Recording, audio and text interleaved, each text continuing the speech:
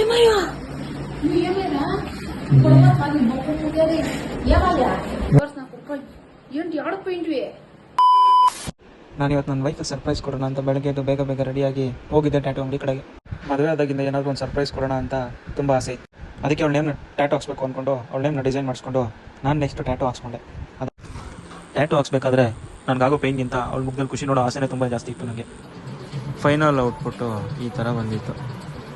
ಅದಾದ್ಮೇಲೆ ನಾನು medical ಸ್ಟೋರಲ್ಲಿ bandage ತೊಗೊಂಡು ಸ್ವಲ್ಪ ಕುಂಕುಮ ತೊಗೊಂಡು ಈ ಥರ ಎಲ್ಲ ರೆಡಿ ಮಾಡಿಕೊಂಡು ಈ ಬಡತವಿಂದ ದೇಶ ಉದ್ಧಾರ ಆಯ್ತದ.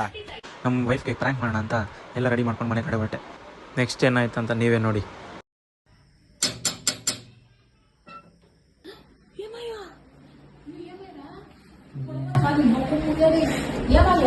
ಮೆಟ್ಲು ನಿಂಕ ಪಾಪ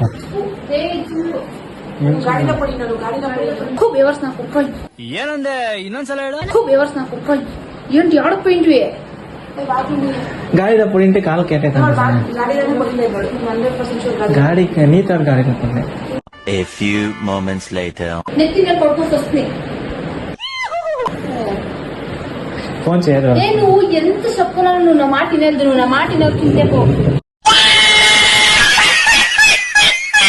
నేను చెప్పలేదా మనిషి వద్దు వద్దు అని. ఎవరు మీరేమంటారు? కంట్రోల్ చేయద్దు మిస్టర్ పైన ఇది తండ్రి ಆಗಿದಾಗಾಯ್ತು ಮುಚ್ಚಾಲೆ ಬಾಯ್ಲಿ. యాతో పడుకోవచ్చు. యాడలేదు నువ్వు చెప్పు. నిజంగా మెట్ల పైన ఇంకానే పడిపోయింది. కాళ్ళకి ఏం తగిలే కదా. గాడికి ఏమైంది? నీకంతా అయింది. ఎవరికి ఏం కాలే. మరి ఇంకెట్లు కట్టుబెట్టుకు వస్తే ఏమంటే గాడి నీకనే పడిపోయింది. 100% గాడి నీకు పడిపోయింది. నువ్వు అంతే